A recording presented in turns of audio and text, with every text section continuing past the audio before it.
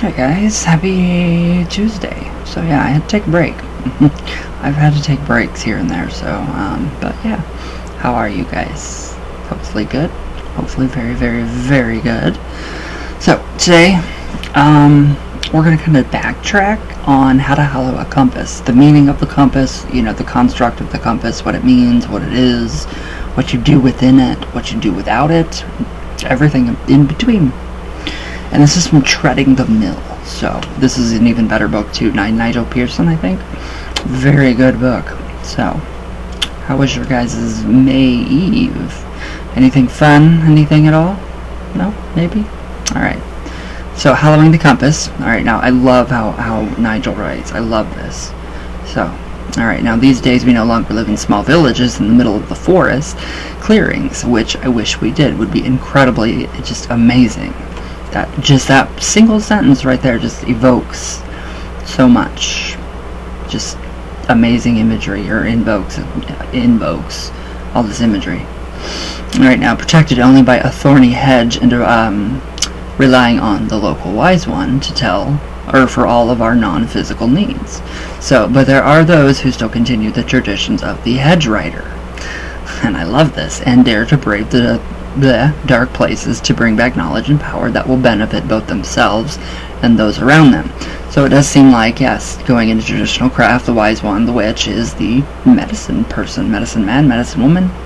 So these are the inheritors of older wisdom. Call them crafters, witches, pellers, the people, what you will. But the encompassing barrier is still used by them all in one way or another, as it still has its use and purpose in this mundane world. It's even more profound and meaningful for me personally as a traditional witch to actually go over and reread everything that I've read before and take more notes and really kind of understand, okay, so yeah, you do need your compass, you do need your stang. The biggest and most important thing is the stang, because it's the embodiment of the old one himself. So I'm still trying to find a stang that works for me. Nothing I can find works for me. I don't know why, but anyways. So, there are many different methods of hollowing the compass, conjuring the circle, or creating sacred space, as it is variously called. So some methods are incredibly long and wordy, yeah they are, involving much invocation of spirits, powers, and agencies, deriving ultimately, as they do, from the medieval grimoires and the Judeo-Christian inheritance.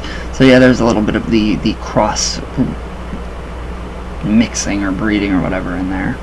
Now at the other end of the scale, hollowing the compass can include little more than walking around the edge of your working space to delineate the physical parameters and to set up non-physical ones. That's the part that I like the most, because traditional witchcraft is get stuff done now.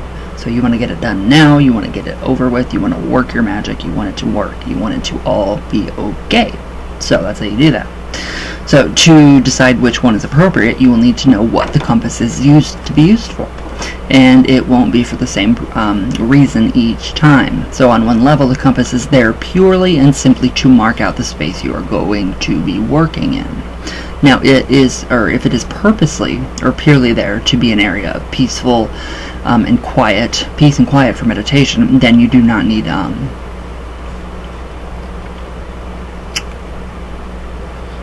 where did I go? Oh, then you do not need an impregnable fortress or a wall at all. I love this guy. So, if you are intending to work with stronger energies, then we can strengthen up the compass and make it into a barrier inside which you will contain the energies you raised until they are used. So this type of compass barrier also has the added function of preventing any unwanted energies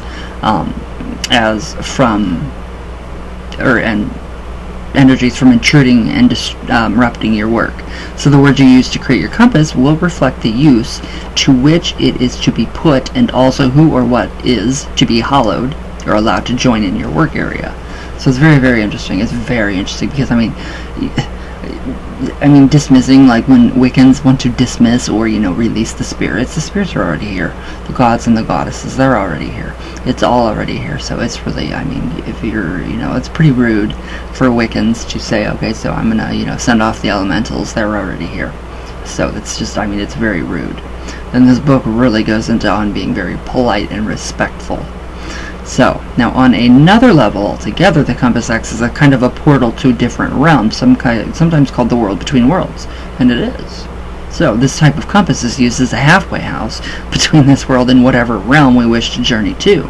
So we stand with one foot in each realm, as to speak, as do the entities in different worlds we wish to contact. So,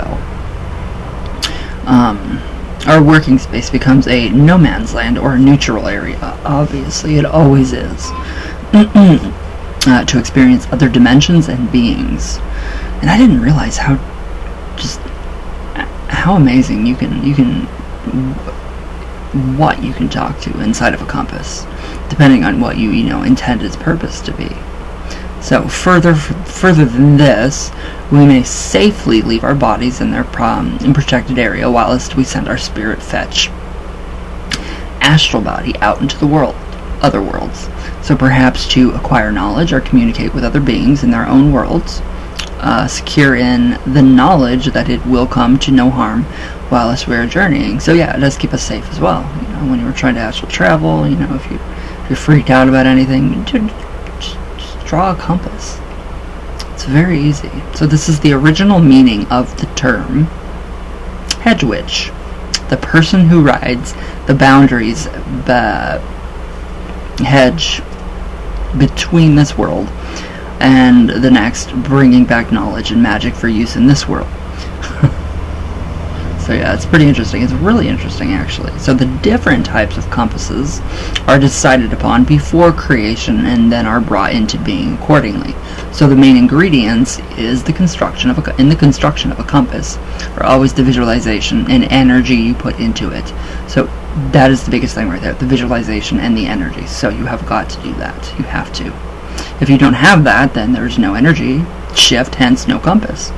So this last point cannot be stressed too strongly. It is not the words you use that create your compass, although they will shape its reality. It is the effort and energy that you expend, the focus, concentration, and aimed visualization that brings it into being. So literally, I can sit here right now and visualize a blue light surrounding me, all around me right now. And now it's all over me, and it's above me, below me, it's behind me, it's before me, it's beside me, and it's to my right, it's all around me. And it's just for peace and quiet. And that is literally a compass right there. Although maybe some people might see it if you're sensitive to energies like that, but I don't know. But I do feel more peaceful. So, if you do not extend the energy, then you have not created a compass and hence will have no delineated boundary. It should be mentioned at this point, although, is a boundary referred to as a compass, or invariably referred to as a compass. What is actually constructed is a sphere. The ritual area extends above and below the crafter, as well as from in front and in behind, and from side to side, and so to all intents and purposes enclosed in a psychic bubble. So it's basically a big bubble that we're putting ourselves in, pretty much. Where'd I go? Oh. So the crafter is at the center of their own magical universe and acts as a creator and sustainer therein. So this is what is used to travel into the different realms, inside of which the individual remains safe and in control. So yeah, that is really good that we do have the compasses, and we can do them for different reasons too, like circles of containment, which is kind of like a compass a little bit, but I mean they're more like, to contain somebody's anger, contain wayward spirits in your house, or that kind of stuff. So there are also differences in the way crafters refer to this space. Some refer to this area as a circle, and reserve the word compass for the powers and energies that they fill the space with. So others refer to the whole thing as a compass and never use the term circle. I use compass. I never use the term circle. It gives a very Wiccan taste, and I don't like that taste. So, he says here, I shall continue to use the word compass, as this is the term most crafters will use and understand. At the simplest, or on a different level, the most complex level, there is no actual need to use any tool or weapon to hollow or create your compass. However, it is traditional to use at least one to aid you, both as a psychological prop and to incorporate the symbolism inherent in the tool itself into your own work. And yeah, that's your anchor. That's going to anchor you while you're in your compass. So I mean, it's just the physical thing.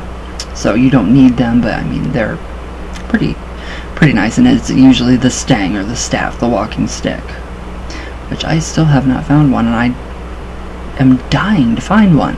I don't want to buy one either. So it says here we will now examine some of the tools you may wish to use in constructing your compass. So it's the stang is the first one. So we'll go on to those later. And Nigel really does. He's good. That's all I gotta say. He's good. Very knowledgeable, especially on traditional craft. So, but I love the compass. I love the construction of the compass. I like the idea of the compass. I like the ideology behind it, the philosophy behind it. I like how it's used. You know, it's not changed much at all from the medieval grimoires at all. So it's pretty interesting. Very, very, very interesting show. Alright, let's do some coffee talk. It's been forever. Or it seems like it's been forever anyway. Oh no. Oh. One cigarette. Wonderful.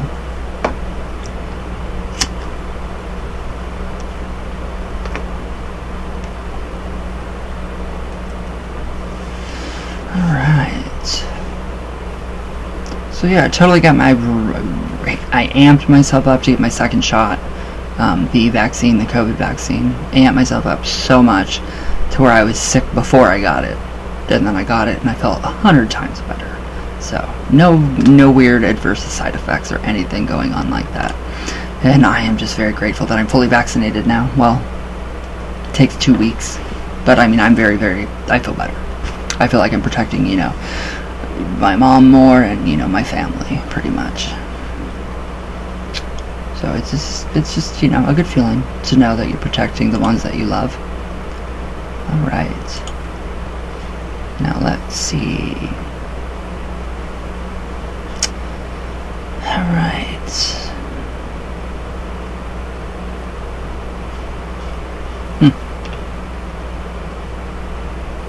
Takes forever. It's okay though.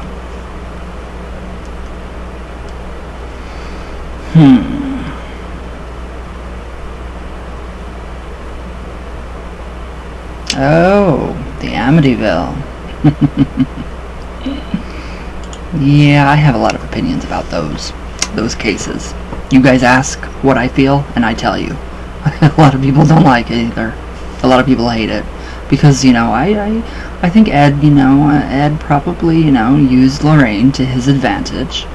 We don't know, but that's just what I feel. I just don't like the guy. When I look at the pictures of him, he just gives me this, like, if you say the wrong thing to him, he's gonna beat the crap out of you. If you take a drink of your coffee, he's gonna beat the crap out of you. He's like the Gordon Ramsay, only the very bad Gordon Ramsay of the occult world, of their world, of what they created, of what they did. So he just creeps me out. I mean, he just, ugh. No, there's just something about that man that I do not like. I mean, it's just, there's something about him that I just can't. It's just, it's creepy. It almost makes me feel gross, if you guys understand that. And I think you guys do.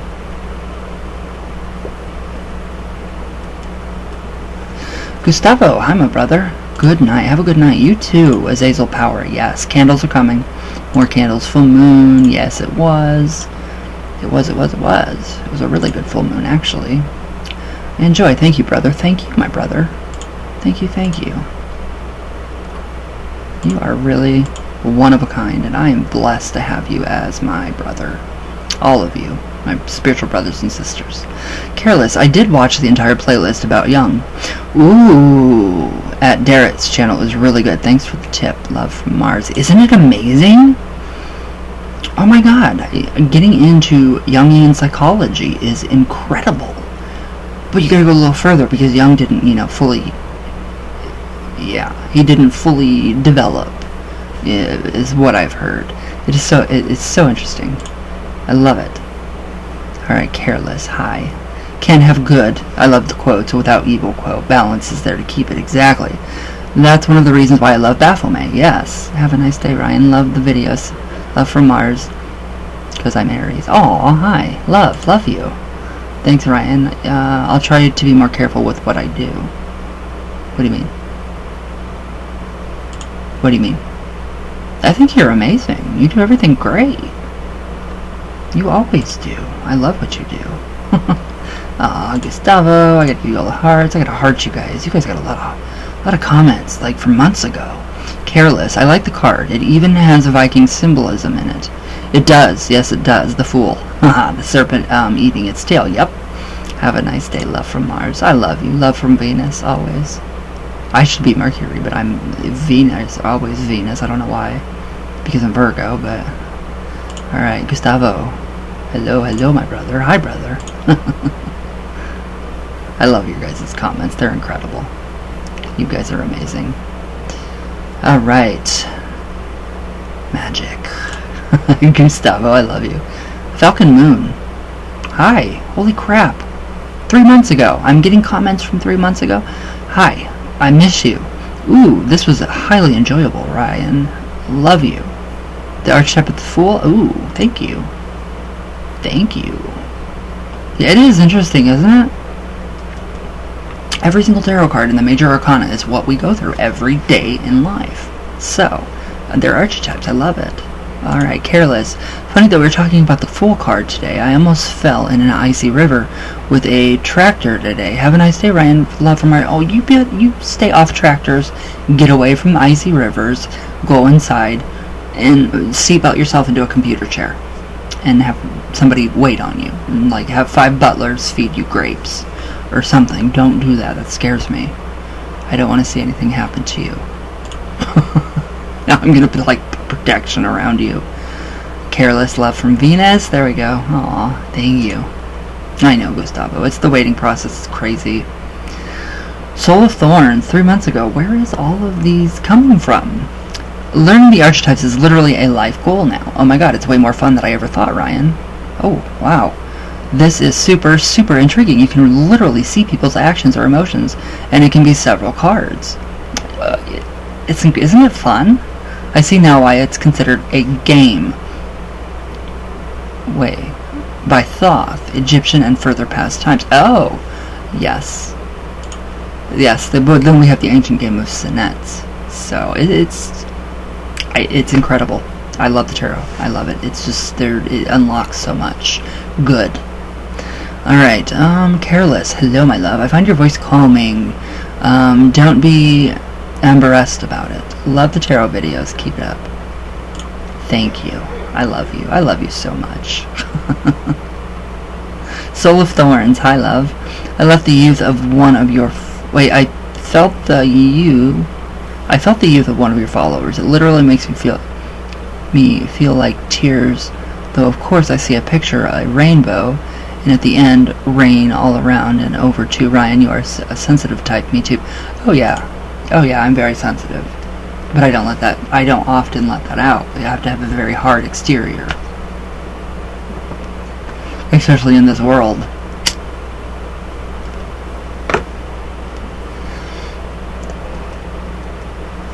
You have to have a very hard exterior for, the online world and the regular, so. Okay, Soul of Thorns, do you recommend any books for a specific over general tarot? And, oh, the Hellfire, I forgot you have Patreon, I do. Any books on tarot? I don't know if they make this anymore. Honestly, A Complete Guide to Tarot by Eden Gray. This is like 30 years old, so I don't know if they make this anymore. It was very cheap, $6.99. This book is what helped me the most. So I hope for your sake that they do make it. Literally just get books on tarot or archetypes. Literally archetypes. Alright, so Soul of Thorns. Ego always tells me know when I hear myself, and it happens when I sleep in my stages of sleep, and then boom, I leave from my job, which has been much more common. Oh, that's interesting. Soul of Thorns. I'm finally getting my deck in the mail. It's super conductive with my mind. Ooh, good. And how the foil works. It is the Rider deck. Ooh, but the foil version is super beatable. I've seen those. I like them, but the way I use cards, I have got to.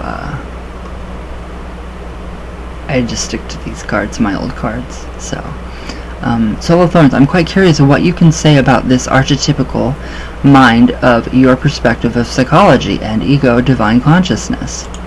Oh God, I don't even know how to answer that right now. So okay, my perspective of psychology and ego or divine consciousness. So the ego, I think, the ego, it can be beneficial. We have to have a healthy ego. That's one. When our egos are inflated, it's telling us that we're the best, we're the greatest, blah blah blah. But then the ego can turn on us and tell us, okay, no, you're no good, you don't deserve love. What do you think you're doing? You're going to get hurt.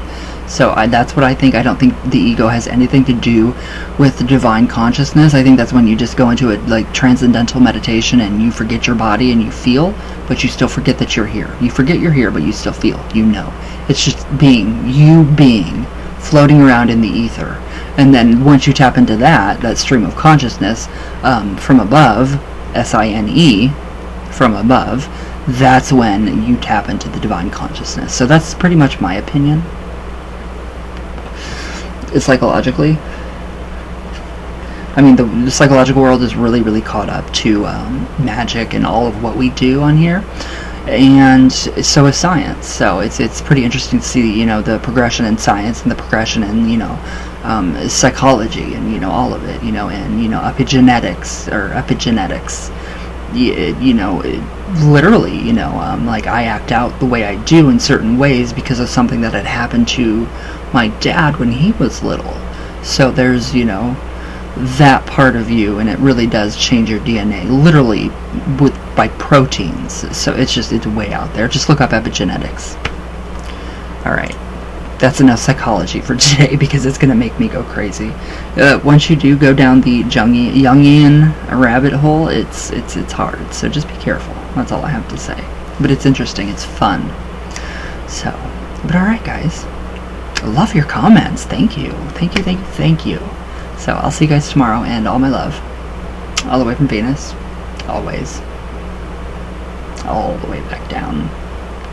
And I hope you guys please stay healthy and please stay safe. And I'll see you all tomorrow. And I love you all very much. And again, thank you guys for the comments. They are incredible, really. So, alright guys, I love you all, and be safe and happy and healthy. And I'll see you tomorrow.